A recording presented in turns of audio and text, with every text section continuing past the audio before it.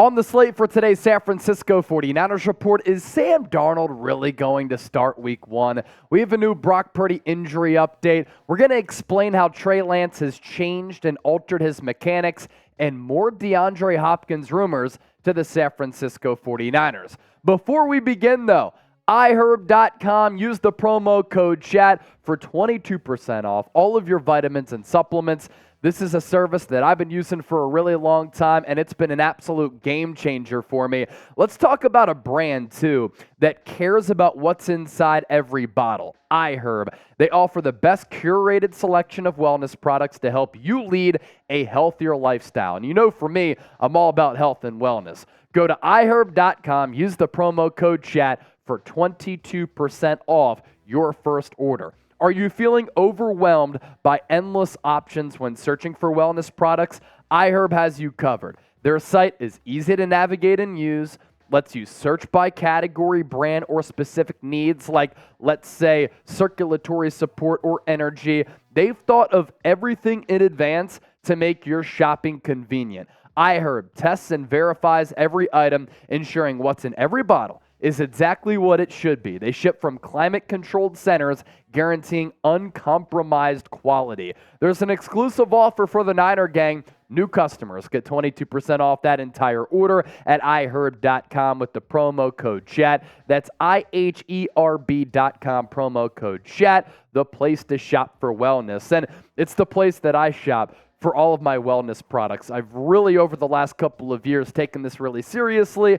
After my mom passed away from cancer, I'm really into supplementing. One of the supplements that I got recently from iHerb, Vital Proteins, Collagen Peptides, really good for my joints, especially after I run. I also put it in my coffee first thing in the morning with some adaptogenic mushrooms, which I also got from iHerb as well from 22% off, promo code CHAT. We'll put it in the link. Put that link, in the comment section and in the description of this video. Let's begin today's show with this. Sam Darnold. Is he really going to start week one on the road against the Pittsburgh Steelers? Jeremy Fowler with this report that Darnold will push for meaningful snaps to begin the season. Here's what he had to say on ESPN. Both Trey Lance and Sam Darnold will get extended runs with the first team reps while Brock Purdy continues to rehab.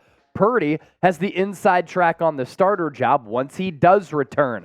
But for now, they're hoping for improvement from Trey Lance. They just haven't seen a lot from him. But they know he's been working hard this offseason, retooled his throwing mechanics a bit, so they expect him to show out in a big way. The Sam Darnold signing is really interesting to a lot of teams I've talked to. They believe that Darnold is going to push for meaningful snaps on this team as early as week one. They believe that his major talent has gone largely untapped. Maybe the 49ers can bring something out of him. So the issue with what Jeremy Fowler said here is that as of right now, 2 days into the 49ers OTAs during this short stint in this offseason, Trey Lance has gotten every first-team rep with this offense. So I like the plan here for the San Francisco 49ers because it just doesn't make sense to let Sam Darnold and Trey Lance split those reps. You used 3 first-round picks on Trey Lance. You took him at number 3 overall. His career has gotten off to a rocky start. The fracture in the finger, the knee injury in year 1, then he broke his ankle in year 2. He has a lot of potential. The one thing that Trey Lance needs, it's reps. It's game experience. It's time on the football field. Since 2019, Trey Lance has started a combined 21 games between North Dakota State and his time in the National Football League. He just turned 23 years old. He had to go under some mechanical changes this offseason with Patrick Mahomes' throwing coach and Jeff Christensen. That tells you everything that you need to know that he is still a raw and unrefined prospect. So let him show what he can do. And if he falters, if he falls flat on his face, that's on him. Then you go to Sam Darnold. Don't make it a quarterback competition between the two right now because Darnold has had plenty of time to show in the National Football League what type of quarterback he is. And the sample size that we've seen, he's been pretty mediocre to sometimes very bad. So predict it for me. Look into your crystal ball. This is really one of the biggest questions across the NFL. I'm not going to lie. Who starts week 1? Trey Lance, Brock Purdy, Sam Darnold. Let me know. Speaking of the aforementioned Trey Lance, let's talk about him for a few moments here. Yesterday on the show, we talked about the videos from OTA showing that Lance has tweaked his throwing mechanics. That's not it, though. He's also changed his lower base.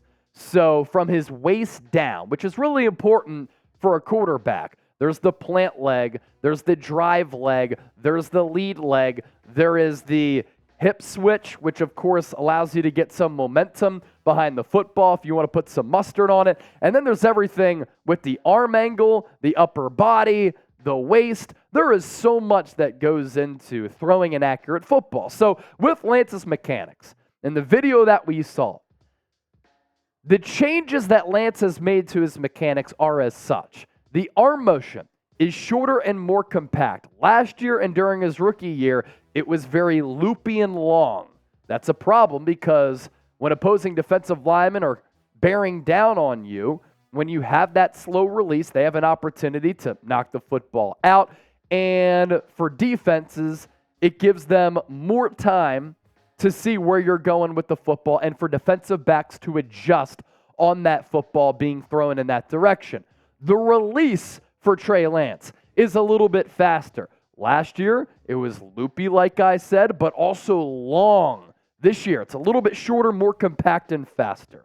His base for his lower half isn't as wide. So this gives him an opportunity with the smaller base, with his feet a little bit closer, to make throws a little bit more quickly, especially when the pocket gets muddied around him. For instance, if your base is too wide, you're not going to be able to really alter your throwing path depending on where the defensive linemen are coming from.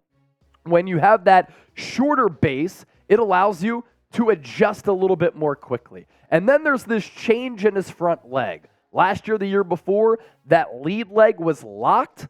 And if you try to throw a ball when your lead leg is locked, it can just lead to the ball going any which way. It does impact accuracy to a certain degree. When that lead leg is a little bit more bent, it allows you to be a little bit more accurate with the football because that flexibility is really important. Pretty much what this all means, better base equals better accuracy, ideally. The one thing for Lance, what happens when there are live bullets flying? Is he going to revert back to those mechanics when he has to think about opposing defensive linemen crashing the pocket or defensive backs trying to make a read on an interception? Or mentally, is he able to get past that and stick with these mechanics? That's really the big looming question once the live bullets start flying. As for what Kyle Shanahan said about this, he said, it's about always having to be in a certain position to throw in. So when the offensive line is bad, you're not one of those guys who's just going to get sacked every time that the offensive line is bad. You know how to get rid of the ball. You know how to turn into a runner and go. And that has to do with how you balance your feet out, how far you keep them apart, and how you can progress in a pocket. So he's kind of echoing what I had said just moments ago. When live action starts to transpire, when the real bullets start flying, we'll see if he's able to maintain some of these mechanical adjustments or if he reverts back to some of those mechanical flaws because he's going to feel the pressure of having to get the job done in the moment, and he's ingrained to think that I just need to make this throw right now, and I've been doing this motion my whole life. I'm just going to go back to what I know. It is a little bit of a mental battle there, according to a lot of the quarterbacks who I've spoken with. So do it now. Make sure you subscribe to the show. I don't know if anybody's doing it better than us. I think it's the 49ers Report. It's also Grant Cohn up there as far as the two best Niners YouTube channels out there. Show him some love. Show us some love. Daily content, year-round content on the San Francisco 49ers, news, rumors, analysis, live shows, and watch parties. As for the latest on Brock Purdy here, Kyle Shanahan saying on Monday he is hopeful that Purdy will be ready week 1. He said that on Tuesday. Purdy can start throwing next week. That would be the 3-month mark of him getting that UCL surgery on his elbow. But Brock Purdy did not say what Kyle Shanahan said. Shanahan said he's hopeful that Brock Purdy will be ready week 1. Brock Purdy, on the other hand, did not put a timeline on his return. He doesn't want to throw something out there and then not meet it. So that makes sense for him. Doesn't want to get people too excited, doesn't want to disappoint people. Also for him, from a mental standpoint, I can see where he's coming from with not putting a timeline out there. Just go about your rehab, and as long as you're feeling good, you're throwing the football, that allows you to get back. Do not rush it. You don't want to alter the course of what could be a very successful career. Let's round out the show with this. Latest on DeAndre Hopkins here. He is still currently with the Arizona Cardinals. If he were to be a trade candidate for San Francisco, it would not make sense. But there is some buzz that the Arizona Cardinals could release DeAndre Hopkins. And if he's available on the free agency market, could the Niners scoop him up? It's unrealistic, but CBS Sports thinks that there's a chance. They have the 49ers as one of the top 5 teams to land DeAndre Hopkins if he is indeed let go. Here's what CBS Sports had to say about D-Hop. The San Francisco 49ers don't have the quarterback profile that Hopkins is looking for in second-year guy Brock Purdy, Trey Lance, or Sam Darnold. However, they have arguably the most loaded offensive ecosystem in the NFL. Love that word, by the way. With Christian McCaffrey at running back, Deebo Samuel, Brandon Ayuk, George Kittle, Trent Williams, and head coach Kyle Shanahan calling plays. With Purdy healthy, Hopkins would enjoy plenty of room in San Francisco's offensive attack. Now, let me ask you this, right? When it comes down to DeAndre Hopkins, do the San Francisco 49ers need DeAndre Hopkins? No. They have Brandon Ayuk. They have George Kittle. They have Deebo Samuel, Christian McCaffrey, Elijah Mitchell, and Juwan Jennings. Would it be hella fun?